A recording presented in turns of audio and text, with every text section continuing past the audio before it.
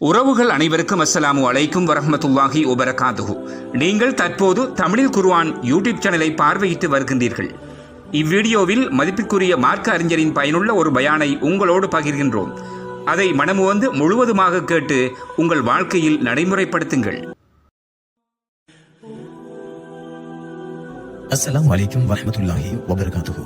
அன்னை ஆயிஷா ரலியல்லாஹு அன்ஹா அவர்களின் வரலாறு. இறை தூதர் ஸல்லல்லாஹு அலைஹி வஸல்லம் அவர்களின் ஆரியர் தோழரும் அருமை நண்பருமான அபூபக்கர் ரலியல்லாஹு அன்ஹு அவர்களின் செல்வ புதல்விதான் அன்னை ஆயிஷா ரலியல்லாஹு அன்ஹா அவர்கள். திருமறை குர்ஆனில் பல இடங்களில் அன்னை அவர்களின் பொருட்டால் பல குர்ஆன் வசனங்களை இறைவன் இறக்கி அருளியுள்ளான் என்ற நற்பெயருக்கு சொந்தக்காரர் ஆவார்கள். இன்னும் இறை தூதர் அவர்களை மணந்து கொண்ட மனைவியர்களில் மிகச் சிறப்பு வாய்ந்தவராகவும் இன்னும் அவர்களில் அன்னை அவர்கள் குறிப்பிடத்தக்கவர்கள். இன்னும் அந்த சுவனச்சோலைகளில் இறை தூதர் ஸல்லல்லாஹு அலைஹி வஸல்லம் அவர்களுடைய மனைவியாக இருப்பதற்கும் அல்லாஹ் அவர்களை தேர்ந்தெடுத்திருக்கின்றார். இன்னும் அன்னை அவர்களின் உருவத்தை பச்சைப்பட்டு துணியில் வைத்து இறை தூதர் அவர்களுக்கு வானவர் தலைவர் ஜிப்ரீல் அலைஹிஸ்ஸலாம் அவர்களால் காட்டப்பட்ட நற்பெயருக்கும் சொந்தக்காரர் ஆவார்கள். இன்னும் இவரை நீங்கள் மணக்கவிருக்கின்றீர்கள், இன்னும் இவரே மறுமை நாளிலும் உங்களுக்கு மனைவியாக இருக்க போகின்றவர் என்றும் அப்பொழுது இறை தூதர் அவர்களுக்கு ஜிப்ரீல் அலைஹிஸ்ஸலாம் அவர்கள் நன்மாராயம் கூறினார்கள். மிகச்சிறந்த அறிவாளியாகவும் அதிக ஞாபக சக்தியும் பெற்று திகழ்ந்த அன்னை அவர்கள் இறை தூதர் அவர்களுடன் மிக நீண்ட காலங்கள் வாழ்ந்திருந்ததன் காரணமாக அதிகமான நபிமொழிகளையும் நமக்கு அறிவிப்பு செய்திருக்கின்றார்கள். இஸ்லாமிய ஃபிக்ஹ் சட்டங்கள், ஷரியத் சட்டங்கள், இன்னும் இஸ்லாமிய சட்டங்களின் பல கிளைகளிலும் அன்னை அவர்களுக்கு இருந்த தெளிவான ஞானத்தின் மூலமாகவும் அதன் விளக்கங்கள் இறை தூதர் அவர்களுக்கு மனைவியாக வாழ்க்கை பட்டிருந்ததன் காரணமாக அவர்களுடன் அதிக நேரங்கள் இணைந்திருந்ததன் காரணமாக அவர்களிடமிருந்து கற்றுக்கொண்டவைகள் இன்னும் நேர்மை, நாணயம், நம்பிக்கை ஆகியவற்றில் மிகச்சிறந்து விளங்கிய அன்னை அவர்கள் வாழ்ந்த காலகட்டத்தில் ஒரு நடமாடும் பல்கலைக்கழகமாகவே திகழ்ந்தார்கள் என்றால் அதில் மிக இல்லை. அன்னை அவர்கள் மிகவும் இளகிய மனதுடையவர்கள். அவர்களது வீட்டிற்குள் நுழைந்த எவரும் வெறும் கையுடன் திரும்பிச் சென்றதில்லை. வானவர் தலைவர் ஜிப்ரீல் அலைஹிஸ்ஸலாம் அவர்கள் மூலமாக இறைவனின் சலாத்தை பெற்றுக் கொண்ட நட்பேறு பெற்றவர்கள். இன்னும் இறை தூதர் அவர்களின் மனநிதழ்களின் மூலமாக சொர்க்கம் உண்டென நன்மாராயத்தை பெற்றுக் கொண்டவர்களும் ஆவார்கள். இன்னும் இறை தூதர் அவர்களின் இறுதி வாழ்வு அன்னை அவர்களின் மடியில்தான் கழிந்தது. அதிலும் அன்னை அவர்கள் வாழ்ந்த அந்த வீடுதான் இறை தூதர் அவர்களின் மன்னரையாகவும் நெடுத்துயில் கொள்ளும் இடமாகவும் ஆனது. அன்னை அவர்கள் வாழ்ந்த காலத்திலும் சரி, இப்பொழுதும் எப்பொழுதும் அவர்கள் வாழ்ந்த அந்த இல்லம் வானவர்களால் எப்பொழுதும் சூழப்பட்ட நிலையிலும் இறைவனின் சாந்தியும் சமாதானமும் அருளும் இறங்கிக் கொண்டிருக்கக்கூடிய புகலிடமான மதீனாவாகவும் இருந்து கொண்டிருக்கின்றது. இந்த உலகத்தில் தோன்றிய இன்னும் தோன்றவிருக்கின்ற பெண்களில் மரியம் பின்த் இம்ரான் அலைஹிஸ்ஸலாம் அவர்களை தவிர மற்றவர்களை காட்டிலும் மிகச்சிறந்த அருட்கொடைகளுக்கு உரித்தானவராக திகழ்கின்றார்கள். வானவர் தூதர் ஜிப்ரீல் அலைஹிஸ்ஸலாம் அவர்கள் அன்னை அவர்களின் உருவத்தை பச்சை பட்டில் வைத்து இறை தூதர் அவர்களின் கனவில் அன்னை அவர்களின் உருவத்தை காண்பித்து, இவர்தான் இந்த உலகிலும் மறு உலகிலும் உங்களுக்கு மனைவியாக வாய்க்கப் போகின்ற பெண்மணி என்ற நன்மாராயத்தை பெற்றுக் கொண்டவர்களும் இறை தூதர் அவர்கள் மணமுடித்துக் கொண்ட பெண்களில் கன்னி பெண்ணாக இருந்த நிலையில் மணமுடிக்கப்பட்டவரும் இறை தூதர் அவர்களின் இறுதி வாழ்வு அன்னை அவர்களின் மடியில் கழிந்தது. இன்னும் அன்னை அவர்கள் வசித்த இல்லத்தில்தான் இறை தூதர் அவர்கள் அடக்கமும் செய்யப்பட்டார்கள். இறை தூதர் அவர்களும் அன்னை அவர்களும் ஒன்றாக இருந்த பல சமயங்களில் இறை தூதர் அவர்களுக்கு வானவர் தலைவர் ஜிப்ரீல் அலைஹிஸ்ஸலாம் அவர்கள் மூலமாக வகை அருளப்பட்ட நற்பெயருக்கு உரித்தானவரும் இறை தூதர் அவர்களின் ஆரியர் தோழர் உற்ற நண்பர் அபூபக்கர் சித்தீக் ரலியல்லாஹு அன்ஹு அவர்களின் மகளும் அன்னை அவர்களின் மீது களங்கம் சுமத்தப்பட்ட பொழுது அத்தகைய களங்கத்திற்கு சொந்தக்காரர் அல்ல என்று இறைவனே சாட்சியம் அளித்து திருமறை வசனத்தை அன்னையின் பொருட்டால் இறங்கிய நட்பேற்றுக்கும் உரித்தானவரும் முஸ்லிமாகவே பிறந்து முஸ்லிமாகவே வளர்க்கப்பட்டவரும் மிகவும் பரிசுத்தமான சூழ்நிலையில் வார்த்தெடுக்கப்பட்டவரும் அல்லாஹ் தனது மன்னிப்பையும் பேரருட்கொடைகளையும் அன்னைக்கு வழங்க இருப்பதாக வாக்குறுதி அளித்த அதிர்ஷ்டத்தையும் பெற்றுக் கொண்டவர்கள் ஆவார்கள். அன்னை ஆயிஷா ரலியல்லாஹு அன்ஹா அவர்களின் பிறப்பும் வளர்ப்பும் ஆயிஷா ரலியல்லாஹு அன்ஹா அவர்களின் தாய் வழியும் தந்தை வழியும் மக்காவின் மிகச்சிறந்த பிரபலமான நன்கறியப்பட்ட குலமாக இருந்த காரணத்தால் மக்காவின் செழிப்புமிக்க குடும்பத்து பெண்ணாக பிறந்தார்கள். இவர்களது தாயார் உம்மு ருமான் ரலியல்லாஹு அன்ஹா, தந்தையோ மிக பிரபலமான நபித்தோழரும் முதல் கலிபாவுமான அபூபக்கர் ரலியல்லாஹு அன்ஹு அவர்கள் ஆவார்கள். உம்மு ருமான் ரலியல்லாஹு அன்ஹா அவர்களது முதல் கணவரது பெயர் அப்துல்லா அஸ்தி. இவருக்கு பிறந்த மகனின் பெயர் அப்துல் ரஹ்மான். ருமானின் முதல் கணவர் இறந்ததன் பின்னர் அபூபக்கர் ரலியல்லாஹு அன்ஹு அவர்கள் இவரை மணந்து கொண்டார்கள். இவருக்கும் அபூபக்கர் ரலியல்லாஹு அன்ஹு அவர்களுக்கும் பிறந்த செல்வம் தான் ஆயிஷா ரலியல்லாஹு அன்ஹா அவர்கள். கிறிஸ்துவுக்கு பின் 614ஆம் ஆண்டு ஆயிஷா ரலியல்லாஹு அன்ஹா அவர்கள் பிறந்தார்கள். இவரது தந்தையரான அபூபக்கர் ரலியல்லாஹு அன்ஹு அவர்களை பற்றி திருமறை குர்ஆனில் இறைவன் மிகவும் போற்றி சிலாகித்து கூறியுள்ளார். அபூபக்கர் ரலியல்லாஹு அன்ஹு அவர்கள் இஸ்லாத்தை முதலில் ஏற்றுக்கொண்ட நட்பேற்றை பெற்றவரும் இன்னும் மிகச்சிறந்த இரையச்சம் உடையவரும் இறை தூதர் அவர்களது தூதத்துவ பணிக்காலத்தில் மக்கத்து குறைஷிகள் சொல்லன்னா துயரங்களை தந்த போது அந்த இக்கட்டான தருணங்களில் இறை தூதர் அவர்களுக்கு பக்க பலமாக இருந்த இறை நம்பிக்கையை வெளிப்படுத்தியவரும் இன்னும் தன்னுடைய உயிரை விட தூதர் ஸல்லல்லாஹு அலைஹி வஸல்லம் அவர்களின் உயிரை மதித்தவரும் இறை தூதர் அவர்களின் உற்ற தோழருமாக ஆயிஷா ரலியல்லாஹு அன்ஹா அவர்களின் தந்தை அபூபக்கர் ரலியல்லாஹு அன்ஹு அவர்கள் இருந்த காரணத்தினால் அவரது புகழுக்கு ஏற்றமாறு ஆயிஷா ரலியல்லாஹு அன்ஹா அவர்களின் புகழும் மிகவும் கீர்த்தி மிக்கதுதான். இன்னும் ஆயிஷா ரலியல்லாஹு அன்ஹா அவர்களின் தந்தை அபூபக்கர் ரலியல்லாஹு அன்ஹு அவர்களின் மரணத்திற்கு பின்னால் கூட தன்னுடைய ஆரிய தோழரான இறை தூதர் ஸல்லல்லாஹு அலைஹி வஸல்லம் அவர்களுக்கு மிக அருகில் அடக்கம் செய்யப்பட்ட நட்பேருக்கு உரித்தானவராகவும் திகழ்ந்தார்கள். இன்னும் சுவனச் சோலைகளில் இறை தூதர் அவர்களுடன் இணைந்து நுழையும் பாக்கியம் பெற்றவர்களும் ஆவார்கள். ஆயிஷா ரலியல்லாஹு அன்ஹா அவர்கள் 5 வயதை நிரம்பிய சிறுமியாக இருந்த நேரம் அது. அப்பொழுது பொம்மைகளை வைத்து விளையாடுவது என்பது சிறுமிகளுக்கு உரிய பொழுதுபோக்கு மற்றும் விளையாட்டு என்ற அடிப்படையில் ஆயிஷா ரலியல்லாஹு அன்ஹா அவர்களும் இதில் விளக்காக இருக்கவில்லை. அக்கம் பக்கத்தில் உள்ள சிறுமிகளுடன் பொம்மையை வைத்து விளையாடிக் கொண்டிருப்பார்கள்.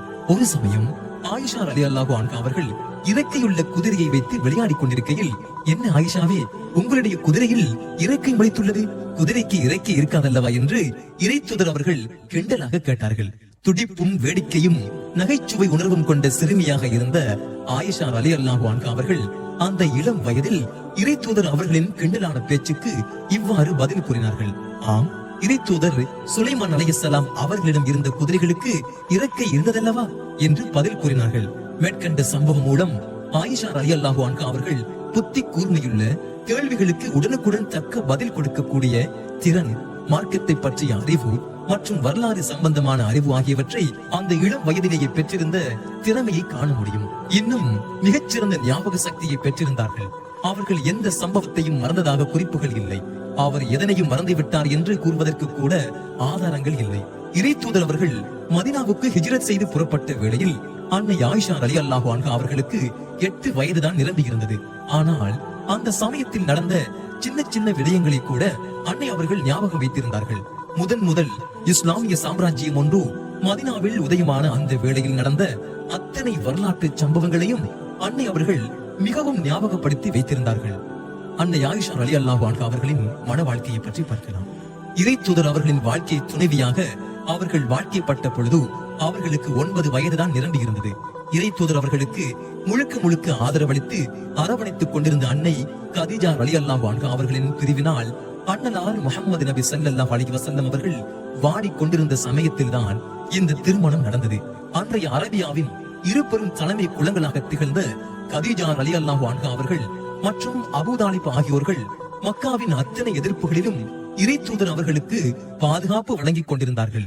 இத்தகைய இருவரும் ஒரு சேர இறையடி சேர்ந்துவிட அந்த இக்கட்டான தருணங்களில் இறை தூதர் அவர்கள் தனிமையில் விடப்பட்டது போலவும் இதையோ இழந்து விட்டது போலவும் மிகவும் கைசரத்துக்குரியவராக இருந்தார்கள்.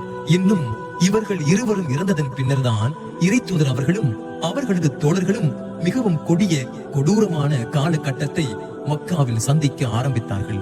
ஆயிஷா ரலியல்லாஹு அன்ஹா அவர்கள் இறை தூதர் அவர்களது குடும்பத்தில் இணைந்த பொழுது அவர்கள் மிகப்பெரிய அரண்மனை வாழ்க்கையை வாழவில்லை. மிகப்பெரிய அறையில் தங்க வைக்கப்படவில்லை.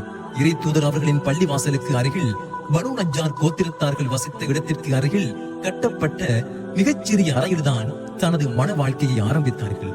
அவர்களுக்கு ஒதுக்கப்பட்ட அறை 6 அடி நீள அகலத்தையும் மண்ணாலான தரையையும் ஓலையால் வேய்ந்த கூரையையும் கொண்டதாக இருந்தது. மழை நீர் வீட்டினுள் விடாமல் இருப்பதற்கு துணியால் மூடப்பட்டிருந்தது. இன்னும் அந்த அறைக்கு ஒரே ஒரு கதவுதான் இருந்தது. அந்த கதவு என்றுமே மூடப்பட்டதும் இல்லை. அந்த கதவில் மறைப்புக்காக ஒரு துணி ஒன்று தொங்கிக் கொண்டிருக்கும்.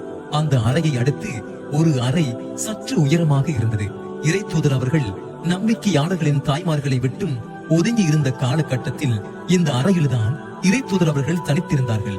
அறையின் உயரம் ஒரு ஆள் நிற்கும் அளவு உயரம்தான் இருந்தது. அந்த அறையில் பாய் ஒன்றும், தட்டு ஒன்றும், தோளாலான தண்ணீர் பையொன்றும், மரச்சிராய்கள் வைத்து தைக்கப்பட்ட தலையணை ஒன்றும் தான் அந்த வீட்டின் சொத்தாக இருந்தது. இதனை தவிர்த்து இந்த உலக வாழ்வை ஞாபகப்படுத்தக்கூடிய பொருட்கள் எதுவும் கிடையாது. இன்னும் மறுமையை ஞாபகப்படுத்தும் பொக்கிஷங்கள் தான் அங்கே காணப்படக்கூடியதாக இருந்தது. இறைத்தூதர் அவர்களும் இந்த உலக வாழ்வின் ஆடம்பரங்களை விரும்பவில்லை. மாறாக மரணத்தின் பொழுது ஏழையாகவே மரணிக்க விரும்பினார்கள்.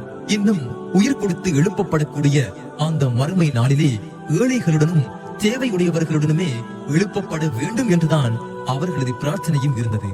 அன்னை அவர்களின் தயான குணம், இறைத்தூதர் அவர்களின் குடும்பத்தார்களுக்கு வேண்டிய உதவிகளை செய்வது மற்றும் அவர்களது தேவைகளை செய்து கொடுக்கும் பொறுப்பாளராக பிலால் ரலியல்லாஹு அன்ஹு அவர்கள் இருந்தார்கள். இன்னும் அன்னை அவர்களுக்கு தேவையான பொருளாதார உதவிகளை கூட பிலால் ரலியல்லாஹு அன்ஹு அவர்களிடம் பெற்றுக்கொண்டு தங்களது தேவைகளை நிறைவு செய்து கொள்ளும் வசதி கூட அவர்களுக்கு இருந்தது. இன்னும் அன்றைய அரபியாவின் முழு ஆட்சி பொறுப்பும் இஸ்லாத்திடம் இருந்து கொண்டிருந்தது. இஸ்லாமிய அரசின் நிறைசேரி என்று அழைக்கக்கூடிய நிதி அமைச்சகத்துக்கு நாடெங்கிலும் இருந்து பொருள்களும் செல்வங்களும் தானியங்களும் வந்து குவிந்த வண்ணம் இருந்தன. ஆனால் மிகப்பெரிய சாம்ராஜ்யத்துக்கு சொந்தக்காரராக இருந்த இறை தூதர் அவர்கள் இறந்த தினத்தன்று அவர்களது வீட்டில் சமைக்கக்கூடிய தானியங்கள் இல்லாத நிலைதான் இருந்தது. இந்த உதாரணமிக்க வாழ்வை ஆயிஷா ரலியல்லாஹு அன்ஹா அவர்கள் தங்களது இறுதி நாட்கள் வரை கூட கடைபிடித்து வாழ்ந்தார்கள். தனக்கு உதவி பணமாக நிதி அமைச்சகத்தில் இருந்து வரும் பணத்தை ஏழைகளுக்கும் தேவையுடையவர்களுக்கும் செலவிடக்கூடியவர்களாக இருந்தார்கள். ஆயிஷா ரலியல்லாஹு அன்ஹா அவர்களது இல்லத்துக்கு வந்து திரும்பும் எந்த ஏழையும் வெறும் கையுடன் திரும்பியதில்லை. இஸ்லாமிய சாம்ராஜ்யம் விரிவடைந்து தினமும் நிதி அமைச்சுக்கு பொருள்களும் செல்வங்களும் குவிந்து கொண்டிருந்த நிலையில் அன்னை அவர்கள் நினைத்திருந்தால் மிகச்சிறந்த செல்வ செழிப்பு மிக்க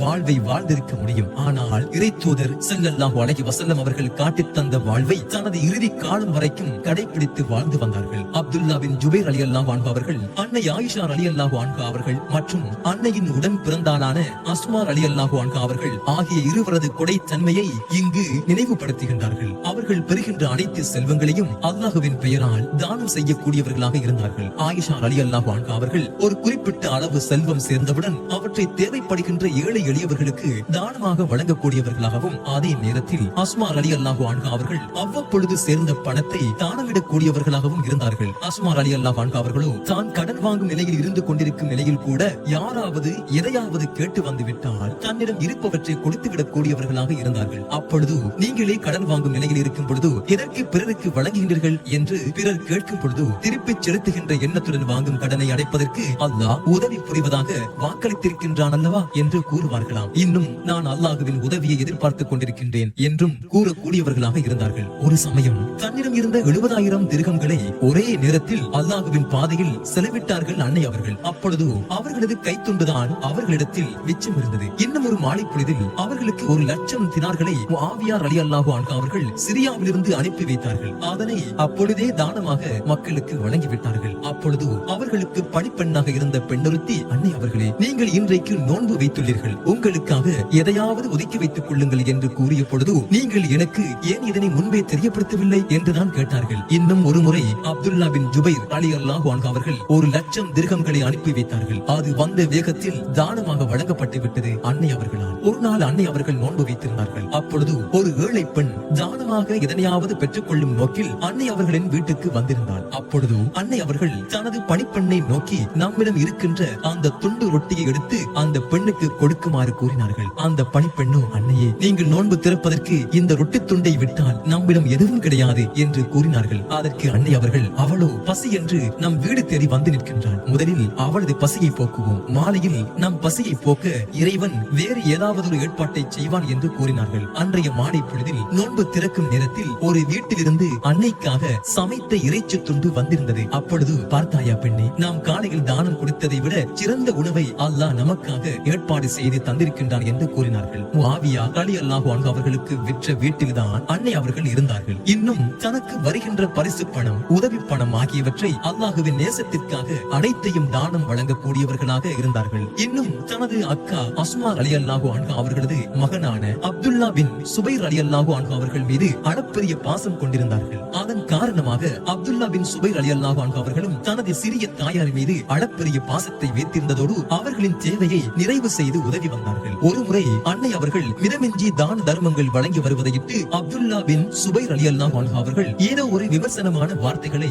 அன்னை அவர்களை பற்றி கூறிவிடுகின்றார்கள். அதனை கேட்ட அன்னை அவர்கள் மிகவும் கோபம் கொண்டு அல்லாஹுவின் பாதையில் எனது பொருள்களை செலவழிப்பதை விமர்சனம் செய்வதற்கும் அதனை தடுப்பதற்கும் இந்த பூமியில் யாருக்கும் எந்த அதிகாரமும் கிடையாது. அவர் எவ்வாறு இப்படிப்பட்ட விமர்சனத்தை சொல்லலாம்? இனி ஒருபோதும் நான் அப்துல்லா பின் சுபைர் ரலியல்லாஹு அன்ஹு அவர்களிடம் பேச மாட்டேன் என்று சத்தியம் செய்து விட்டார்கள். பின் அவர்களது கோபம் தணிந்தது. தனது தவறை நினைத்து அதற்கு பிராயச்சித்தமாக சத்தியமிட்டதற்கு பகரமாக பல அடிமைகளை விடுதலை செய்தார்கள். இன்னும் அன்னை அவர்கள் மிகவும் இளகிய மனதுடையவர்கள். எளிதில் அவர்களது கண்கள் கண்ணீரை சொரிந்து விடும் அளவுக்கு இளகிய மனதுடையவர்கள். ஒரு சமயம் ஒரு பெண் தனது 2 குழந்தைகளுடன் அன்னையின் வீட்டு வாசலில் தானம் கேட்டு வந்து நின்றார். அப்பொழுது அன்னை அவர்களிடம் 3 பேரிச்சம் பழங்கள் தான் இருந்தது. அதனை அந்த பெண்ணுக்கு கொடுத்தார்கள். அதனை பெற்றுக்கொண்ட அந்த பெண் தனது குழந்தைகளுக்கு முறையே ஒரு பழத்தை கொடுத்துவிட்டு ஒன்றை தானும் வாயில் போட்டுக் கொண்டாள். அதில் ஒரு குழந்தை தனக்கு கொடுக்கப்பட்ட பழத்தை மிக வேகமாக தின்று முடித்துவிட்டு தாய் அசை போட்டுக் கொண்டிருக்கும் வாயையே பார்த்துக் கொண்டிருந்தது. தனது குழந்தைகளின் அகோர பசிப்பிணியை அறிந்த அந்த தாய் தனது வாயில் இருந்த பழத்தை வெளியில் எடுத்து 2 குழந்தைகளுக்கு ஆளுக்கு பாதியாக பிரித்துக் கொடுத்தாள். அந்த காட்சியை பார்த்துக் கொண்டிருந்த அன்னை ஆயிஷா ரலியல்லாஹு அன்ஹா அவர்களால் தாங்க இயலாமல் அழுதே விட்டார்கள். அவர்களால் அவர்களை கட்டுப்படுத்த முடியாமல் அழத் தொடங்கி விட்டார்கள். களங்கம் சுமத்தியவர்களை இனங்காட்டினான் இறைவன். அன்னை அவர்களது வாழ்வு பரிசுத்தமானது, இரையச்சம் மிகுந்தது. இருப்பினும் அவர்கள் கூட நயவஞ்சகர்களின் சதி திட்டத்திலிருந்து தப்பிக்க இயலவில்லை. ஹிஜ்ரி 5ஆம் ஆண்டு ஷௌஃபான் மாதம் கதீத் என்ற இடம் நோக்கி இறை தூதர் அவர்கள் தனது படையணியை நடத்தி சென்று கொண்டிருந்தார்கள். பனு முஸ்தலக் என்ற கோத்திரத்தாருக்கு இறை தூதர் அவர்களது படைக்கும் இடையே சிறியதொரு போர் ஒன்று நடந்தது. இந்த குறிப்பிட்ட போரின் பொழுது இறை தூதர் அவர்களுடன் பல நயவஞ்சகர்கள் சேர்ந்து வந்திருந்தார்கள். அந்த போரின் பொழுது இறை தூதர் அவர்களது படை மரிசா என்ற ஆற்றின் கரையை அடைந்த பொழுது அங்கு சிறிது தங்கி இளைப்பாறை விட்டு சென்றார்கள். அந்த போரின் பொழுது இறை தூதர் அவர்களுடன் வந்திருந்த ஆயிஷா ரலியல்லாஹு அன்ஹா அவர்கள் தமது 11 வயதின் ஆரம்பத்தில் இருந்தார்கள். இன்னும் அவர்கள் மிகவும் ஒல்லியாக இளைத்தும் இருந்தார்கள். அப்பொழுது தனது அக்காலான அஸ்மா ரலியல்லாஹு அன்ஹா அவர்களிடமிருந்து ஒரு கழுத்து மாலை ஒன்றை இரவல் வாங்கி அணிந்து வந்திருந்தார்கள். பாலைவன நடுவே படைகள் ஓய்வெடுத்துக் கொண்டிருந்த பொழுது தனது சிறு தேவைகளை நிறைவேற்றும் பொருட்டு அன்னை அவர்கள் ஒதுக்குப்புறமான இடம் தேடி சென்று விட்டார்கள். திடீரென தான் அணிந்திருந்த கழுத்து மாலையை காணாத அன்னை அவர்கள் தான் வந்த வழியில் எங்கே ஏனும் விழுந்திருக்க கூடும் என்று நினைத்து வந்த வழியை திரும்பி தேடிச் செல்ல ஆரம்பித்தார்கள். இந்த நேரத்தில் அவர்கள் தனது இருப்பிடத்திற்கு மீண்டும் திரும்பி வந்து பார்த்த பொழுது படைகள் அந்த இடத்தை விட்டும் சென்று விட்டிருந்தன. அந்த கால பழக்கம் எவ்வாறு இருந்ததென்றால், பெண்கள் ஆண்களிடமிருந்து தனித்து வைக்கப்படுவார்கள். இன்னும் பெண்கள் ஒட்டகத்தின் மீது பயணம் செய்யும் பொழுது அவர்கள் பெட்டி போன்ற பரிகையில் அமர்ந்து பயணம் செய்வார்கள். அந்த பெட்டியில் திரைச்சீலைகள் தொங்கவிடப்பட்டிருக்கும். இதனால் ஆண்கள் அவர்களை பார்ப்பது தவிர்க்கப்பட்டிருந்தது. படைகள் கிளம்பும் பொழுது ஒட்டகத்தை ஓட்டி வரக்கூடியவர்கள் பெண்கள் உட்கார்ந்திருக்கக்கூடிய அந்த பெட்டியை ஒட்டகத்தின் மீது தூக்கி வைக்க ஒட்டகம் பின் எழுந்து தனது பயணத்தை துவங்கும். அதுபோல ஆயிஷா ரலியல்லாஹு அன்ஹா அவர்கள் அமர்ந்து வந்த பெட்டியும் தூக்கி வைக்கப்பட்டது. ஆனால் ஆயிஷா ரலியல்லாஹு அன்ஹா அவர்கள் அப்பொழுது மிகவும் இளைத்திருந்த காரணத்தால் பெட்டியை தூக்கி வைத்தவர்களுக்கு உள்ளே ஆள் இருக்கின்றதா அல்லது இல்லையா என்பதை அறிய இயலாதிருந்தது. எனவே ஆள் இல்லாமலேயே பெட்டி தூக்கி வைக்கப்பட்டு படைகள் அந்த இடத்தை விட்டும் நகர்ந்து வெகு தூரம் சென்று விட்டன. இந்த நிலையில் கழுத்து மாலையை தேடிவிட்டு திரும்பி வந்த அன்னை அவர்கள் படையை காணாது, தன்னை காணாது மீண்டும் அவர்கள் தன்னை இதே இடத்திற்கு தேடி வருவார்கள் என நினைத்து பயப்படாமல் அந்த இடத்திலேயே உட்கார்ந்து விட்டார்கள். அன்றைய தின வழக்கப்படி படைகள் விட்டு சென்ற பொருட்களை எடுத்து வருவதற்காகவே ஒருவரை நியமித்து வைத்திருப்பார்கள். இவர்கள் படைகள் கிளம்பி சென்றவுடன் மிகவும் தாமதமாக அந்த இடத்தை விட்டும் கிளம்பி வருவார். அவ்வாறு அதற்கு பொறுப்பாக நியமிக்கப்பட்டவர் தான் ஸஃப்வான் பின் முஅத்தல் ரலியல்லாஹு அன்ஹு அவர்கள். இவர் படைகள் எதனையும் விட்டு சென்றிருக்கின்றார்களா என்று அந்த இடத்தில் தேடிக்கொண்டு வரும் பொழுது ஹிஜாப் அணிந்த நிலையில் ஒரு உருவம் ஒன்று அங்கு தரையில் படுத்து கிடப்பதை காண்கின்றார்கள். தரையில் படுத்து கிடப்பது பெண் என்று தெரிந்ததும் ஸஃப்வான் ரலியல்லாஹு அன்ஹு அவர்கள் சற்று ஒதுங்கி நின்று தனது ஒட்டகத்தை ஓட்டும் துணியில் குரல் கொடுக்கின்றார்கள். அந்த குரலை கேட்டு படுத்திருக்கும் பெண் எழும்பட்டும் என்றுதான் அவர்கள் அவ்வாறு செய்தார்கள். ஒட்டகத்தை அதட்டும் குரலின் ஒளியை கேட்ட அன்னை அவர்கள் விழித்தெழுந்தார்கள். பின் அந்த ஒட்டகத்தில் ஏறி அமர்ந்து உட்கார ஸஃப்வான் ரலியல்லாஹு அன்ஹு அவர்கள் அந்த ஒட்டகத்தை கையில் பிடித்துக் கொண்டு நடக்க ஆரம்பித்தார்கள். அன்றைய தினம் மதிய வேளையில் இன்னொரு இடத்தில் படையணி ஒன்று தங்குவதற்காக கூடாரம் அடித்துக் கொண்டிருந்த பொழுது ஆயிஷா ரலியல்லாஹு அன்ஹா அவர்கள் சௌஃபான் ரலியல்லாஹு அன்ஹு அவர்களுடன் அந்த இடத்திற்கு வந்து சேர்ந்தார்கள். இன்னும் அனைத்து படை வீரர்கள் முன்னிலையிலும் அந்த ஒட்டகத்திலிருந்து கீழே இறங்கினார்கள். இந்த காட்சி குழப்பம் ஏற்படுத்த வேண்டும் என்று வந்திருந்த நயவஞ்சகர்களுக்கு அவள் கிடைத்தது போலாகி அவர்கள் அனைவரும் அப்துல்லா பின் சலுல் என்ற நயவஞ்சகனின் தலைமையில் தங்களது சதித்திட்டத்தை ஆரம்பித்து வைத்தார்கள். இவனுக்கென்றே தனியானதொரு குணம் உண்டு. அந்த கேடுகட்ட குணத்தை வைத்து சந்தேகத்தையும் கிசுகிசுக்களையும் ஆயிஷா ரலியல்லாஹு அன்ஹா அவர்கள் மீது கதை கட்டி முஸ்லிம் படைகள் மத்தியில் குழப்பத்தை ஏற்படுத்த ஆரம்பித்தான். இந்த கிசுகிசு மதீனாவின் அனைத்து வீதிகளிலும் ஒலிக்க ஆரம்பித்தது. இந்த கிசுகிசுவில் ஹசன் பின் தாபித், ஹம்னா பின் ஜஹஸ் மற்றும் மஸ்தா பின் அதாத ஆகியோரும் முன்னணியில் இருந்தார்கள். அந்த கிசுகிசுவில் ஆயிஷா ரலியல்லாஹு அன்ஹா அவர்களின் கற்பின் மீது களங்கத்தை சுமத்தி பேசப்பட்டது. இறைவன் பாதுகாப்பானாக. நயவஞ்சகர்கள் தங்களது நயவஞ்சக சேற்றை அன்னை மீது வாரி இறைத்த வண்ணம் இருந்தார்கள். மேலும் இந்த கிசுகிசுக்கள் இறை தூதர் அவர்களது காதிற்கும் எட்டியது. தனது குடும்பத்து பெண் இன்னும் தனது பிரியமான மனைவியின் மீது களங்கம் சுமத்தப்படுத்தி பேசப்படுவது இறை தூதர் அவர்களுக்கு அதிகமான சங்கடத்தை ஏற்படுத்தியது. ஆனால் தன்னை சுற்றி நடக்கின்ற இந்த அநாகரிக செயல்கள் எதனையும் அறியாதவர்களாக மதீனாவில் இறை தூதர் அவர்களின் குடும்பத்தில் ஆயிஷா ரலியல்லாஹு அன்ஹா அவர்கள் தனது கடமைகளை செய்து வந்தார்கள். ஒரு நாள் இரவு வயதான மஸ்தா பின் அதாதா ரலியல்லாஹு அன்ஹா அவர்களுடன் ஆயிஷா ரலியல்லாஹு அன்ஹா அவர்கள் தனது சிறு தேவைகளை நிறைவேற்றும் நோக்குடன் மதீனாவின் ஒதுக்குப்புறமான இடத்துக்கு சென்ற பொழுது தனது மகனின் கேடுகட்ட செயலை மனதில் வைத்துக் கொண்டு தனது மகனை குறித்து சாபமிட்டுக் கொண்டே வருகின்றார். அதனை கேட்ட ஆயிஷா ரலியல்லாஹு அன்ஹா அவர்கள், ஏன் நீங்கள் உங்கள் மகன் மீது சாபமிடுகின்றீர்கள்? அவர் இறை தூதர் அவர்களுடைய தோழரும் இன்னும் பத்ர் போரில் கலந்து கொண்ட நட்பேற்றுக்கும் உரியவராவார். நீங்கள் எச்சரிக்கையுடன் உங்கள் மகனை பற்றி பேசுங்கள் என்று கூறுகின்றார்கள்.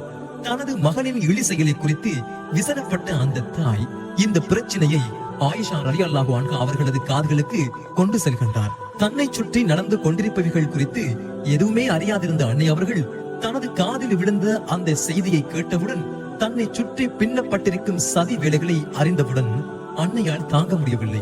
அவர்களது முகம் வெளிரி போனது. விரைவாக வீடு வந்து சேர்ந்த அன்னை அவர்கள் இறை தூதர் ஸல்லல்லாஹு அலைஹி வஸல்லம் அவர்களிடம் தனது தாய் தந்தையரை பார்த்து வருவதாக கூறி அனுமதி பெற்றுக் கொண்டு நேரே தனது தாய் வீட்டிற்கு வந்து விடுகின்றார்கள். மதீனாவில் உலவி வந்த இந்த கிசுகிசுக்களை அவர்களும் கேட்டிருந்த காரணத்தினால் அன்னை அவர்கள் அணையுடைத்த வெள்ளம் போல அழ ஆரம்பித்து விட்டார்கள். அன்னை அவர்களின் பிரியத்திற்குரிய தாயார் தனது மகளின் நிலையை அறிந்து அவரை தேற்ற முயன்றும் அவர்கள் தோற்றுத்தான் போனார்கள்.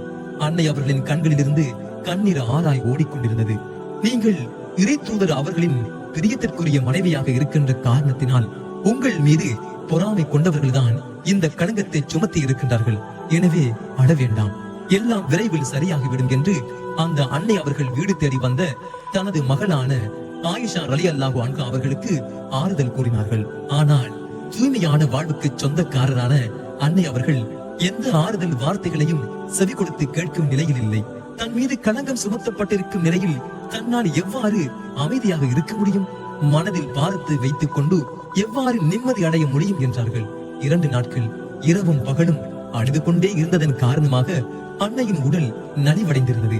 3ஆம் நாள் அன்னை அவர்களின் தாய் மற்றும் தந்தை அபூபக்கர் ரலியல்லாஹு அன்ஹு அவர்களும் வீட்டில் அமர்ந்து கொண்டு தங்களது ஆசை மகளுக்கு ஆறுதல் வார்த்தைகளை கூறிக்கொண்டிருக்கும் நிலையில் இறை தூதர் ஸல்லல்லாஹு அலைஹி வஸல்லம் அவர்கள் அங்கு வருகின்றார்கள். ஆயிஷாவே, நீங்கள் தவறளித்திருக்கும் பட்சத்தில் இறைவனிடம் பாவ மன்னிப்பு தேடிக்கொள்ளுங்கள் என்று அமைதியான குரலில் அன்னைக்கு அறிவுரை கூறினார்கள் இறை தூதர் ஸல்லல்லாஹு அலைஹி வஸல்லம் அவர்கள். கண்ணில் நீர் வற்றி இருந்த கண்களோடு சோகத்துடன் இருந்த அன்னை அவர்கள் இறை தூதர் அவர்களுக்கு பதிலளிக்க அனுமதி வழங்குமாறு தன் தாயிடம் கேட்கின்றார்கள். ஆனால் அன்னையின் தாயார் அவர்களோ எந்த பதிலையும் கூறாது அமைதியாக இருக்கின்றார்கள். பின் தனது தந்தையை நோக்கி இறை தூதர் அவர்களுக்கு நான் பதிலளிப்பதற்கு எனக்கு அனுமதி தாருங்கள் என்று கேட்க அபூபக்கர் ரலியல்லாஹு அன்ஹு அவர்களோ வந்திருந்த இறை தூதர் அவர்களுடன் பேசிக் கொண்டிருந்தார்கள். ஆயிஷா ரலியல்லாஹு அன்ஹா அவர்கள் சொன்னதை காதில் வாங்கிக் கொள்ளவில்லை, அனுமதியும் வழங்கவில்லை. இறுதியாக அன்னை அவர்கள் தனது ஆறுயிர் கணவரை பார்த்து கூறினார்கள், நான் தவறளித்திருக்கவில்லை என்று சொல்லி மறுத்தால் எனது சொல்லை யாரும் நம்பும் நிலையில் இல்லை. ஆனால் நான் குற்றமற்றவள், அல்லாஹ் மட்டுமே இதனை அறிவான் என்று கூறிவிட்டு என் மீது சுமத்தப்பட்ட களங்கத்திற்கு சரியான பதில் இதுவாகத்தான் இருக்கும் என்று யூசுப் அலைஹிஸ்ஸலாம் அவர்களது தந்தை அளித்த பதிலாக வருகின்ற யூசுப் அத்தியாயத்தின் கீழ்கண்ட வசனத்தை ஓதி காண்பித்தார்கள். எனவே எனக்கு இந்நிலையில் அழகிய பொறுமையை மேற்கொள்வதே நலமாக இருக்கும். மேலும் நீங்கள் கூறும் விஷயத்தில் அல்லாஹ்வே உதவி தேடப்படுபவன் என்று கூறினார்கள். அத்தியாயம் 12 வசனங்கள் 18. அன்னை அவர்கள் இருந்த நிலையில் யூசுப் அலைஹிஸ்ஸலாம் அவர்களது தந்தையரான யாக்கூப் அலைஹிஸ்ஸலாம் அவர்களது பெயரை கூட ஞாபகப்படுத்த முடியாத அளவுக்கு மனதால் மிகவும் நொந்து போயிருந்தார்கள். இந்த கணத்தில்தான் இறை தூதர் அவர்களுக்கு கீழ்காணும் வசனம் இறக்கி அருளப்பட்டு அன்னை அவர்கள் குற்றமற்றவர்கள் என்பதை இறைவன் அறிவித்துக் கொடுத்தான். இந்த வசனம் அருளப்பட்ட பின் இறை தூதர் ஸல்லல்லாஹு அலைஹி வஸல்லம் அவர்களின் புருவங்களை சுற்றியும் வியர்வை முத்துக்கள் பனித்திருந்தன. பின் ஆயிஷா ரலியல்லாஹு அன்ஹா அவர்களின் பக்கம் திரும்பியவர்களாக இறை தூதர் ஸல்லல்லாஹு அலைஹி வஸல்லம் அவர்கள் கீழ்காணும் வசனத்தை ஓதி காண்பித்தார்கள். எவர்கள் பழி சுமத்தினார்களோ நிச்சயமாக அவர்களும் உங்களில் ஒரு கூட்டத்தினரே. ஆனால் அது உங்களுக்கு தீங்கு என்று நீங்கள் எண்ண வேண்டாம், அது உங்களுக்கு நன்மையாகும். பழி சுமத்தியவர்கள் ஒவ்வொரு மனிதனுக்கும் அவன் சம்பாதித்த பாவம் அதற்கொப்ப தண்டனை இருக்கிறது. மேலும் அப்பழி சுமத்தியவர்களில் பெரும் பங்கெடுத்துக் கொண்டவனுக்கு கடினமான வேதனை உண்டு. மூமினான ஆண்களும் மூமினான பெண்களும் ஆகிய நீங்கள் இதனை கேள்வியுற்ற போது தங்களை போன்ற மூமினானவர்களை பற்றி நல்லெண்ணம் கொண்டு இது பகிரங்கமான வீண் பழியேயாகும் என்று கூறியிருக்க வேண்டாமா? அப்பழி சுமத்தியவர்கள் அதற்கு 4 சாட்சிகளை கொண்டு வர வேண்டாமா? எனவே அவர்கள் சாட்சிகளை கொண்டு வரவில்லை எனில் அவர்கள்தாம் அல்லாஹ்விடத்தில் பொய்யர்களாக இருக்கிறார்கள். இன்னும் உங்கள் மீது இம்மையிலும் மறுமையிலும் அல்லாஹ்வின் அருளும் அவனுடைய ரஹ்மத்தும் இல்லாதிருந்தால் நீங்கள் இச்சர்ச்சையில் ஈடுபட்டிருந்தமைக்காக கடினமான வேதனை நிச்சயமாக உங்களை தீண்டி இருக்கும். இப்பழியை ஒருவரிடமிருந்து ஒருவராக உங்கள் நாவுகளால் எடுத்துச் சொல்லிக் கொண்டு உங்களுக்கு திட்டமாக அறிவில்லாத ஒன்றை பற்றி உங்கள் வாய்களால் கூறி திரிகின்றீர்கள். இன்னும் இதை நீங்கள் இலேசானதாகவும் எண்ணிவிட்டீர்கள். ஆனால் அது அல்லாஹ்விடத்தில் மிகப்பெரிய பாவமானதாக இருக்கும். இன்னும் இதை நீங்கள் செவியேற்ற போது இதை பற்றி நாம் பேசுவது நமக்கு தகுதி இல்லை, நாயனே நீயே தூயவன், இது பெரும் பழியாகும் என்று நீங்கள் கூறியிருக்கலாகாதா?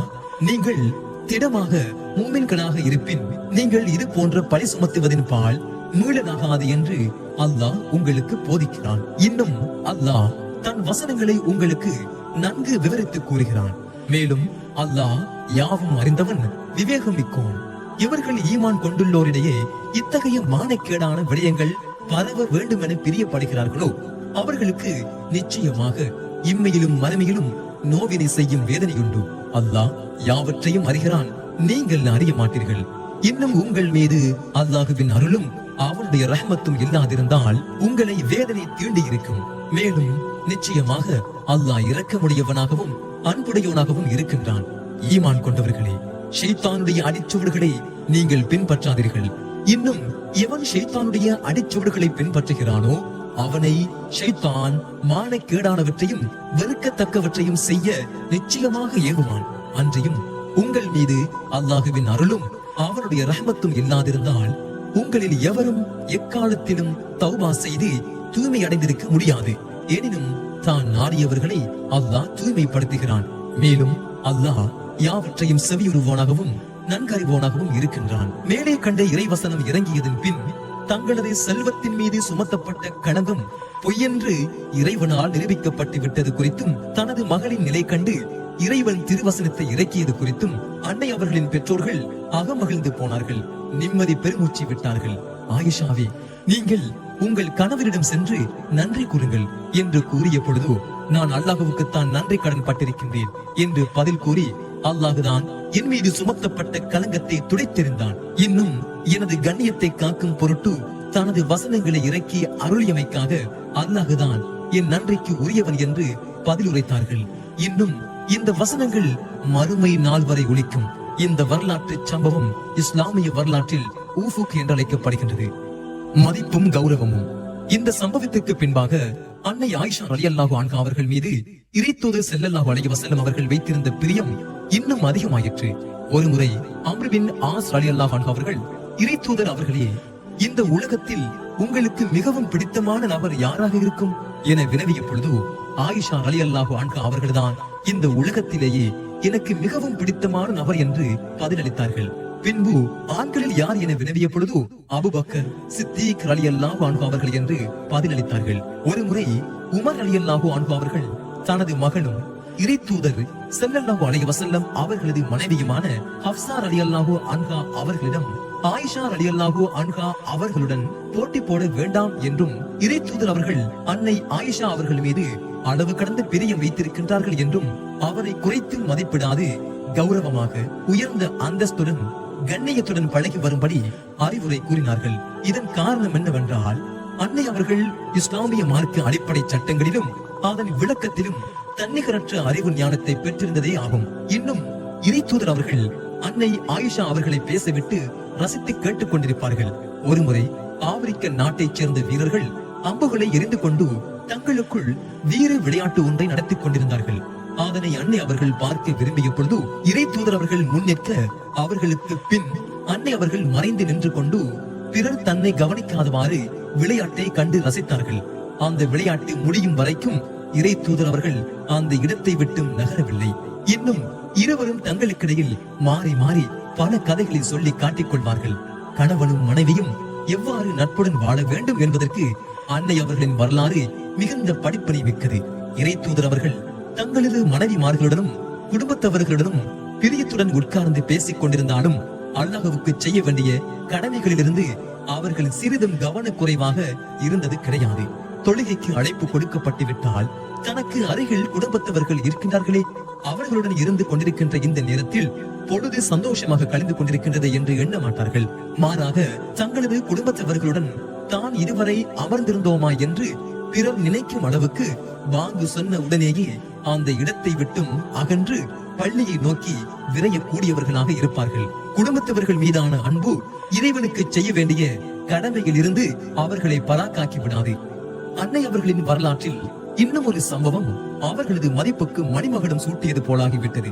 ஆம், அன்னை அவர்களின் பொருட்டால் அப்பொழுது ஒரு இறைவசனத்தை இறைவன் இறக்கி அருளினார். ஒரு பயணத்தில் இறை தூதர் அவர்களுடன் அபூபக்கர் ரலியல்லாஹு அன்ஹு அவர்கள் மற்றும் பல தோழர்கள் கலந்து கொண்டிருந்தனர். அவர்களுடன் ஆயிஷா ரலியல்லாஹு அன்ஹா அவர்களும் அந்த பயணத்தில் உடன் சென்றிருந்தார்கள்.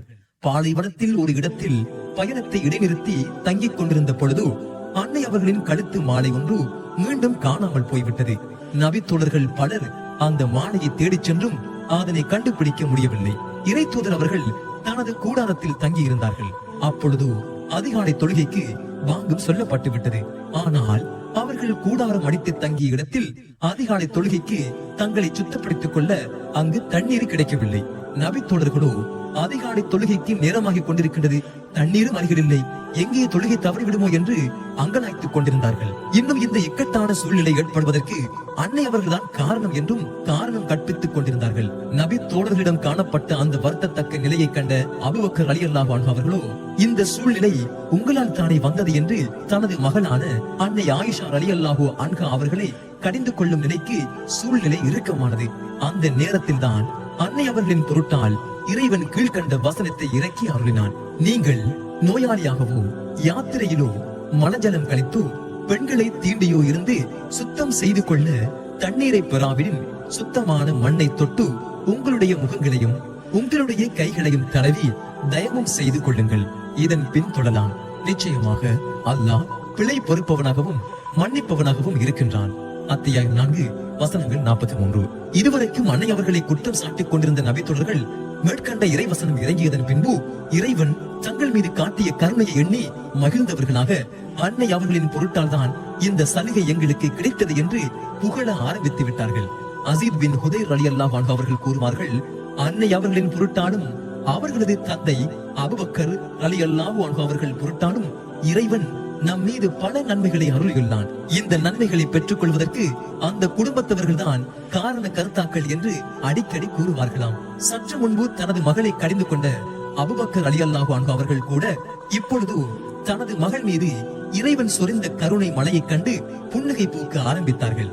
அவர்கள் கூறினார்கள், இந்த இறைவசனம் இறங்கும் வரைக்கும் இவ்வளவு பெரியதொரு அருட்கொடையை எனது மகளின் பொருட்டால் இறைவன் இறக்கி அருளுவான் என்று நான் நினைக்கவில்லை. இந்த அருட்கொடை எமக்கு மட்டும் உரித்தானதல்ல, மாறாக உலக இறுதி நாள் வரைக்கும் தொடர்ந்து வரக்கூடியதல்லவா என்று தனது மகளுடன் இறைவன் இருந்து கொண்டிருக்கின்றான் என்பதை இட்டு எண்ணி எண்ணி அபூபக்கர் ரலியல்லாஹு அன்ஹு அவர்கள் மகிழ்ந்தார்கள். இன்னும் அல்லாஹ்வை போற்றி புகழ்ந்தவர்களாக தனது மகளுக்கு இறைவன் நீடித்த ஆயுளை வழங்க வேண்டும் என்றும் அதன் மூலம் இந்த முஸ்லிம் உம்மத் எண்ணற்ற அருட்கொடைகளை பெற்றுக் கொள்ள வேண்டும் என்றும் பிரார்த்தித்தார்கள். அன்றைய தினத்தினுடைய அதிகாலை தொழுகை நிறைவடைந்து பயணத்திற்கான ஏற்பாடுகள் நடந்து கொண்டிருக்கும் பொழுது கிளம்பிய ஒட்டகங்களின் ஒன்றின் கீழாக இருந்து காணாமல் போன கழுத்து மாலை கண்டெடுக்கப்பட்டு விட்டது. பிரிவும் 10 ஹிஜ்ரி 9ஆம் வருடம் இஸ்லாம் அரபு பிரதேசத்தையும் தாண்டி தனது ஆட்சி பரப்பை அதிகரித்து சென்று கொண்டிருந்தது. இஸ்லாத்தை ஆற தழுவிக் கொண்ட அரபு பூமியின் புதிய தலைநகராக மதீனத்தின் நபவி திகழ்ந்து கொண்டிருந்தது. இறை தூதர் அவர்களை திருமணம் செய்து கொள்வதற்கு முன்பாக மிகவும் வசதி வாய்ப்புகளுடனும் வாழ்ந்திருந்த மனைவிமார்கள் சிலர் இப்பொழுது மதீனாவில் காணப்படும் செல்வ செழிப்புக்கு ஈடாக தங்களுக்கு கொடுக்கப்பட்டுக் கொண்டிருக்கும் செலவு தொகைகள் உயர்த்தப்பட வேண்டும் என்ற கோரிக்கையை வைத்தனர். இறை தூதர் அவர்களது மனைவிமார்களது உலகாதாயம் நோக்கம் கொண்ட இந்த கோரிக்கை இறை தூதர் அவர்களை சங்கடப்பட வைத்தது, கவலை கொள்ள செய்தது. இதன் காரணமாக எந்த மனைவியிடத்திலும் சேர்ந்திருப்பதில்லை என்று உறுதி பூண்டவர்களாக ஆயிஷா ரலியல்லாஹு அன்ஹா அவர்களது வீட்டினை ஒட்டிய அறையில் தங்கிக் கொண்டார்கள். இந்த காலகட்டத்தில் இறை தூதர் அவர்கள் குதிரையில் இருந்து தவறி விழுந்ததன் காரணமாக சிறு காயமும் ஏற்பட்டிருந்தது. இந்த சூழ்நிலை இறை தூதர் அவர்களது குடும்பத்தவர்களிடையே சிறு சலனத்தையும் அச்சத்தையும் ஏற்படுத்தியது. 28 நாட்கள் முடிந்து 29ஆம் நாள் அன்னை ஆயிஷா ரலியல்லாஹு அன்ஹா அவர்கள் தங்கியிருந்த அறைக்கு இறை தூதர் அவர்கள் வந்து, ஆயிஷாவே, நான் சொல்வதை கேட்டுக்கொள்ளுங்கள், பின் உங்களது பெற்றோர்களிடம் ஆலோசனை கலந்துவிட்டு உங்களது முடிவினை சொல்லுங்கள் என்று கூறியவர்களாக, இந்த உலக வாழ்க்கையின் கஷ்டங்கள், வறுமை ஆகியவற்றையா அல்லது வசதியான வாழ்க்கையா, இந்த இரண்டில் எது வேண்டும் என்பதை நீங்கள் தீர்மானித்துக் கொள்ளுங்கள். அதற்கு முன் இது பற்றி உங்களது பெற்றோர்களுடன் கலந்தாலோசனை செய்து கொள்ளுங்கள் என்று கூறினார்கள். இதனை கேட்ட ஆயிஷா ரலியல்லாஹு அன்ஹா அவர்களது மனதில் இருந்து பட்டன பதில் வந்தது. நானும் என்னுடைய குடும்பத்தவர்களும் தேவை ஏற்படும் எனில் எங்களது வாழ்வையே உங்களுக்காக அர்ப்பணம் செய்வதற்கு தயாராகவே இருக்கின்றோம். இது விடயத்தில் எனது குடும்பத்தவர்களுடன் கலந்தாலோசனை செய்வதற்கு எந்த அவசியமும் இல்லை. நான் என்னுடைய வாழ்வை உங்களுடன் வாழ்வதற்கே விரும்புகின்றேன், இந்த உலக வாழ்க்கையின் ஆடம்பரங்களை அல்ல என்று அன்னை அவர்கள் கூறி முடித்தார்கள். இந்த பதிலை கேட்ட இறை தூதர் அவர்களின் வதனத்தில் அழகிய புன்சிரிப்பு தவழ்ந்தது. அதன் பின் அல்லாஹ் கீழ்கண்ட வசனத்தை இறக்கி அருளினான்.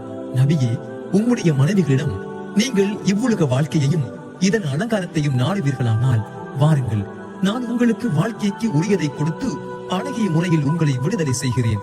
ஆனால் நீங்கள் அல்லாஹ்வையும் அவன் தூதரையும் மறுமையின் வீட்டையும் விரும்புவீர்களானால் அப்பொழுது உங்களில் நன்மையாளர்களுக்காக அல்லாஹ் மகத்தான நற்கூலி நிச்சயமாக சித்தம் செய்திருக்கிறான் என்றும் கூறுவீராக. அத்தியாயம் 33 வசனங்கள் 28 தொடக்கம் 29 வரை. ஆயிஷா ரலியல்லாஹு அன்ஹா அவர்களுடன் ஏற்பட்ட இந்த வாதங்கள் முடிவுற்ற பின் இறை தூதர் அவர்களே, நீங்கள் என்னிடம் பெற்றுக்கொண்ட இந்த பதிலை நீங்கள் மற்ற மனைவியர்களிடத்தில் கூற வேண்டாம். அவர்கள் என்ன பதிலை சொல்கின்றார்கள் என்பதை நான் பார்க்க வேண்டும் என்று குலைந்தபடி ஆயிஷா ரலியல்லாஹு அன்ஹா அவர்கள் கேட்டுக்கொண்டார்கள். இறை தூதர் அவர்களோ, ஆயிஷாவே, நான் கற்பித்துக் கொடுக்கும் ஆசிரியராகத்தான் என்னுடைய இறைவனால் அனுப்பப்பட்டுள்ளேனே தவிர அடக்கு முறையாளனாக அல்ல. அவர் முடிவில் தலையிடும் அதிகாரம் எனக்கில்லை என்று கூறி முடித்தார்கள். பின் மற்ற மனைவியர்களிடத்தில் அவரவர் விருப்பம் என்னவென்று இறை தூதர் அவர்கள் கேட்ட பொழுது அன்னை ஆயிஷா ரலியல்லாஹு அன்ஹா அவர்கள் என்ன பதிலை கூறினார்களோ அதே பதிலேயே மற்றவர்களும் கூற மிக நீண்ட நாட்களாக வருத்தத்தை ஏற்படுத்திக் கொண்டிருந்த அந்த பிரச்சினை ஒரு முடிவுக்கு வந்தது. மதீனாவை சூழ்ந்திருந்த இறுக்கமான சூழ்நிலை கலைந்து மீண்டும் அமைதியும் மகிழ்ச்சியும் திரும்பியது. இன்னும் அன்னை அவர்கள் இருமுறை நேரடியாக வானவர் தலைவர் ஜிப்ரீல் அலைஹிஸ்ஸலாம் அவர்களை காணும் பாக்கியம் பெற்றவர்கள். ஒரு சமயம் இறை தூதர் அவர்கள் குதிரையின் மீது அமர்ந்திருந்த ஒரு மனிதரிடம் பேசிக் கொண்டிருந்தார்கள். இதனை பார்த்த ஆயிஷா ரலியல்லாஹு அன்ஹா அவர்கள், இறை தூதர் அவர்களே, யார் அந்த மனிதர் என்று வினவினார்கள்.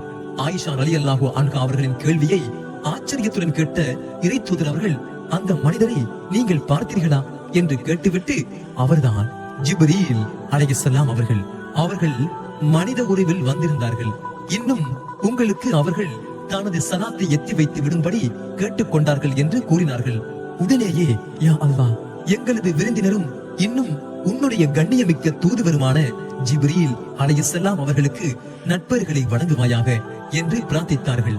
இறை தூதர் அவர்கள் ஆயிஷா ரலியல்லாஹு அன்ஹா அவர்களது வீட்டில் தங்கியிருந்த சமயத்தில் ஜிப்ரீல் அலைஹிஸ்ஸலாம் அவர்கள் அங்கு வருகை தந்தது பற்றி அனஸ் ரலியல்லாஹு அன்ஹு அவர்கள் அறிவிக்கும் இந்த செய்தியில் ஒருமுறை ஆயிஷா ரலியல்லாஹு அன்ஹா அவர்களது வீட்டில் முன்பின் அறியாத மனிதர் ஒருவர் நின்று கொண்டிருப்பதை பற்றி தொழுது கொண்டிருந்த இறை தூதர் அவர்களிடம் ஆயிஷா ரலியல்லாஹு அன்ஹா அவர்கள் கூறுகிறார்கள். இறை தூதர் அவர்கள் தொழுது முடித்துவிட்டு வீட்டுக்கு வெளியில் வந்து பார்க்கின்றார்கள். யாரை எதிர்பார்த்து இறை தூதர் அவர்கள் காத்திருந்தார்களோ அந்த ஜிப்ரீல் அலைஹிஸ்ஸலாம் அவர்கள்தான் அங்கு வந்து நின்று கொண்டிருந்தார்கள். ஜிப்ரீல் அலைஹிஸ்ஸலாம் அவர்களே, ஏன் நீங்கள் உள்ளே வர மறுக்கிறீர்கள்? உள்ளே வாருங்கள் என்று அழைக்கின்றார்கள். ஆனால் ஜிப்ரீல் அலைஹிஸ்ஸலாம் அவர்களோ, நாயும் இன்னும் உருவப்படங்களும் உள்ள இடங்களுக்கு நாங்கள் வரமாட்டோம் என பதில் கூறுகின்றார்கள். பின்னர் வீட்டினுள் சென்று இறை தூதர் அவர்கள் பார்த்த பொழுது ஒரு பொம்மை வீட்டின் ஒரு மூலையில் கிடந்ததை அப்புறப்படுத்திய பின் வானவர் தூதர் ஜிப்ரீல் அலைஹிஸ்ஸலாம் அவர்கள் அன்னை ஆயிஷா ரலியல்லாஹு அன்ஹா அவர்களது வீட்டினுள் நுழைந்தார்கள். நபிமொழி அறிவிப்பாளராக. இன்னும் அன்னை அவர்களுக்கு இருந்த கல்வி ஞானத்தின் காரணமாக மிகச்சிறந்த உயர்ந்த அந்தஸ்திற்குரியவர்களாக திகழ்ந்தார்கள். மார்க்கத்தின் மிகவும் சிக்கலான பல கேள்விகளுக்கு பல நபித்தோழர்களும் பெண்களும் அன்னையிடம் வந்து அதற்கான விளக்கத்தையும் தெளிவையும் பெற்றுச் செல்லும் அளவுக்கு மார்க்க விடயங்களில் மிகவும் கற்றறிந்த மேதையாக திகழ்ந்தார்கள். இன்னும் சஹீஹான பல நபிமொழிகள் அன்னையின் மூலமாக அறிவிக்கப்பட்டிருக்கின்றன. இறை தூதர் அவர்களுடன் வாழ்ந்த இன்னும் அவர்களுடன் எப்பொழுதும் இருந்து கொண்டிருந்த பல நபித்தோழர்களில் இறை தூதர் அவர்களின் வாழ்க்கை முறையை நமக்கு நபிமொழிகளாக அறிவித்த இன்னும் தனிச்சிறப்பாக ஆயிரக்கணக்கான நபிமொழிகளுக்கு சொந்தக்காரர்களின் முதல் 7 நபித்தோழர்களின் வரிசையில் அன்னை அவர்களும் இடம்பெற்றுள்ளார்கள். இறை தூதர் நபி ஸல்லல்லாஹு அலைஹி வஸல்லம் அவர்களின் இறுதி கணமும் அன்னையும் ஆயிஷா ரலியல்லாஹு அன்ஹா அவர்களுக்கு இருந்த மார்க்க விடய ஞானம் இன்னும் சிறப்பான குணநலன்கள் ஆகியவற்றின் காரணமாக இறை தூதர் அவர்கள் அன்னை அவர்கள் மீது அலாதியான அன்பும் பெருமதிப்பும் கொண்டிருந்தார்கள். ஒரு சமயம் இறை தூதர் ஸல்லல்லாஹு அலைஹி வஸல்லம் அவர்களும் உடல் நலமற்றிருந்தார்கள். அன்னை அவர்களும் உடல் நலமற்றிருந்தார்கள். அப்பொழுது இறை தூதர் அவர்கள் கூறினார்கள், ஆயிஷாவே, எனக்கு முன்பாக நீங்கள் இறந்து விட்டீர்கள் என்று சொன்னால் நானே உங்களை குளிப்பாட்டுவேன், நானே உங்களுக்கு கவனிடுவேன், இன்னும் நானே உங்களை மண்ணறைக்குள் இறக்கி வைப்பேன், இன்னும் உங்களுக்காக நான் பிரார்த்தனையும் செய்வேன் என்று கூறினார்கள். இதனை கேட்ட அன்னை அவர்கள், எனது மரணத்தை நீங்கள் கொண்டாடுவீர்கள் போலிருக்கின்றதே என்று வேடிக்கையாக கேட்டுவிட்டு, உங்களுக்கு முன் நான் மரணித்து விட்டால் நான் வாழ்ந்து கொண்டிருக்கின்ற இந்த வீட்டிற்கு ஒரு புது மனைவியை கொண்டு வந்து விடுங்கள் என்று கூறினார்கள். இறை தூதர் ஸல்லல்லாஹு அலைஹி வஸல்லம் அவர்கள் அன்னையை பார்த்து புன்முறுவல் பூத்தார்கள். உடல் நலம் சேராமலேயே தன்னை படைத்தவனிடம் சென்று சேர்ந்தார்கள். இறை தூதர் ஸல்லல்லாஹு அலைஹி வஸல்லம் அவர்கள், என்னுடைய முறையின் பொழுது எனது வீட்டில் இருந்து கொண்டிருக்கின்ற நிலையில் அதுவும் எனது மடியில் வைத்து இறை தூதர் ஸல்லல்லாஹு அலைஹி வஸல்லம் அவர்கள் மரணித்தது கண்டு நான் பெருமைப்படுகின்றேன், அதனை பாக்கியமாகவும் கருதுகின்றேன் என்று அன்னை அவர்கள் பெருமையோடு கூறக்கூடியவர்களாக இருந்தார்கள். அன்னை அவர்களின் சகோதரர் அப்துல் ரஹ்மான் ரலியல்லாஹு அன்ஹு அவர்கள் இறை தூதர் ஸல்லல்லாஹு அலைஹி வஸல்லம் அவர்களின் அந்த இறுதி கணங்களில் அன்னை அவர்களின் இல்லத்தில் நுழைகின்றார்கள். நுழைந்தவரின் கையில் பல் துலக்கக்கூடிய மிஸ்வாக் குச்சி இருக்கின்றது. அந்த மிஸ்வாக் குச்சியை ஆசையுடன் இறை தூதர் ஸல்லல்லாஹு அலைஹி வஸல்லம் அவர்கள் பார்க்கின்றார்கள்.